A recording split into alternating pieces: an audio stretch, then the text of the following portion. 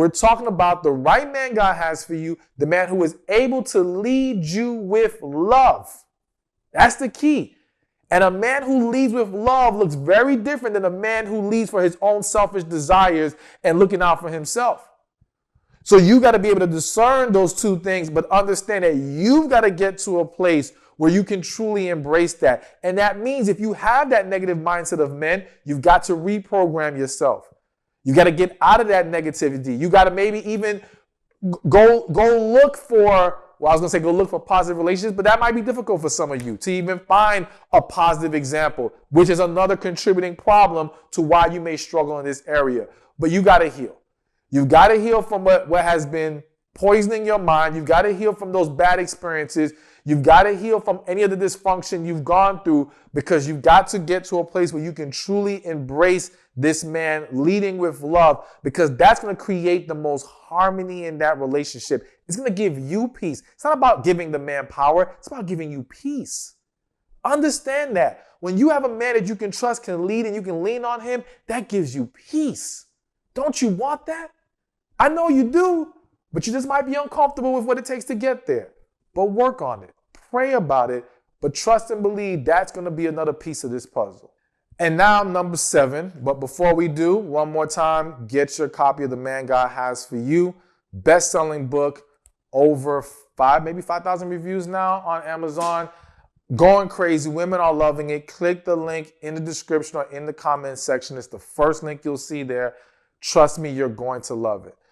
But number 7, that kind of ties a whole bow on this, is you will experience a deep and genuine connection with this man. So at the end of the day, being able to be yourself, being able to be vulnerable, being able to communicate, attract, all these things play into connection. All right?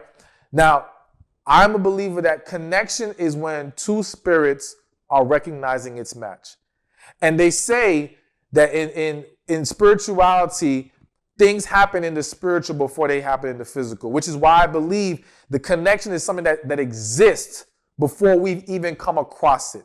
Like right now, that connection is there with you and someone else, but we won't, until we come across that individual, until it's time for us to see it, we won't know. And so for some of you, you may have yet to experience that connection, and you may not understand this whole concept.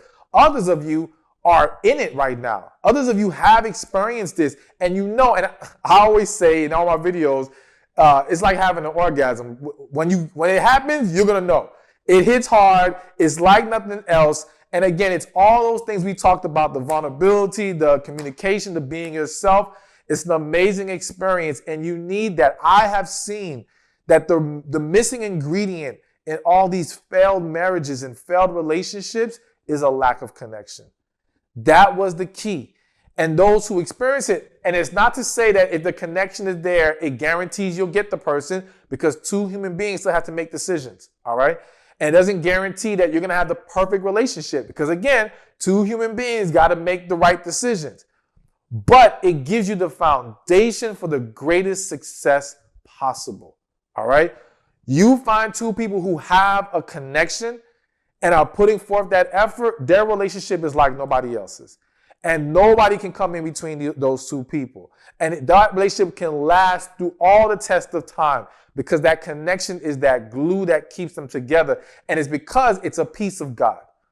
It's like having God directly in your relationship, but you still have to, yes, include direct, intentional inclusion of God. You still have to pray together. You still have to, put God first in that relationship. We can't neglect him or even put our partner on a higher pedestal because we're so in love and we feel this connection. No, God must still be first, and we must still consult God in all that we do. But that connection is an amazing spiritual experience, an amazing experience altogether. And that is definitely an ingredient that has to be there when he is the right man God has for you. Hey, thank you for watching this video. Be sure to check this one out right here, and I'll see you there. Relationships are the key to a successful life.